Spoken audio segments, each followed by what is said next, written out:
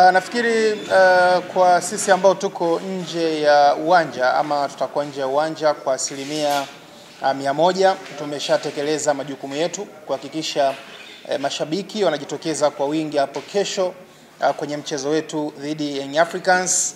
Sisi tumeuita ni mchezo wa kitaifa kwa sababu dhamira yetu ni kulifanya taifa kesho lifurahi mara baada ya furaha ya leo ambayo naamini taifa litafurahi mara baada ya mchezo wa Zanzibar. Kwa hiyo kesho ni wakati wetu sisi Fountain Gate pamoja na watu wa Manyara kufurahia mara baada ya dakika 90 ambazo zitakuwa zimeegemea kwa upande wetu, kwa maana kuweza kufanikiwa kupata ushindi kwenye mchezo huo. Hamasa imefanyika kwa kiasi kikubwa.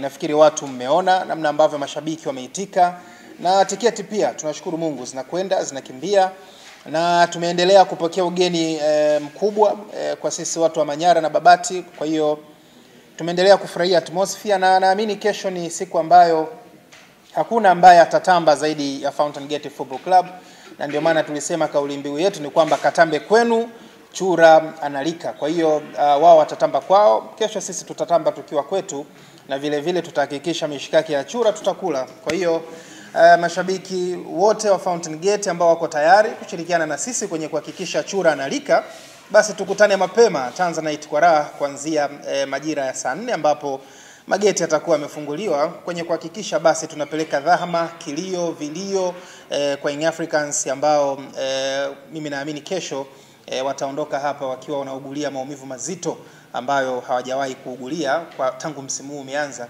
kwenye mechi zote ambazo wamecheza nje ya Dar es Salaam. Kwa desturi ya Watanzania, nafikiri sio Watanzania wote, sisi watu wa Manyara, unajua ni mkoa ambao pia kuna Wanzabe. Kwa hiyo sisi Wanzabe tunakula nyama nyingi ikiwemo ile nyama ya chura.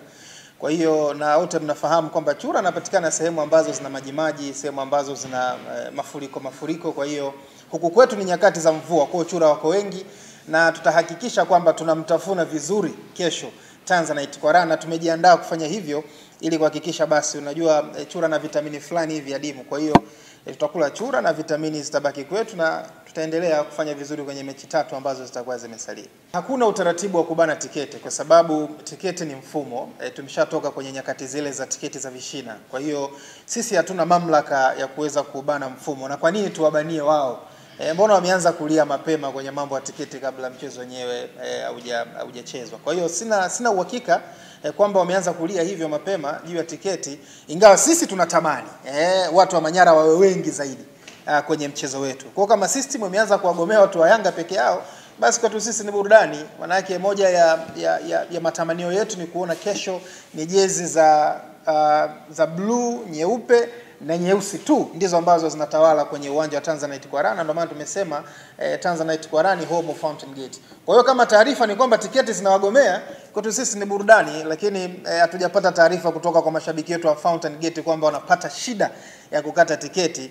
Na kwa tiketi ambazo zinakatwa basi naamini basi zimekatwa na watu wengi wa Fountain Gate, na naendelea basi kushikilia msemo wangu wa kwamba Fountain Gate ndio timu yenye mashabiki wengi kwa sasa nchini, na viingilio nafikiri pia ni rafiki, ile shilingi 10,000, shilingi 20,000, 30,000 na shilingi 100,000.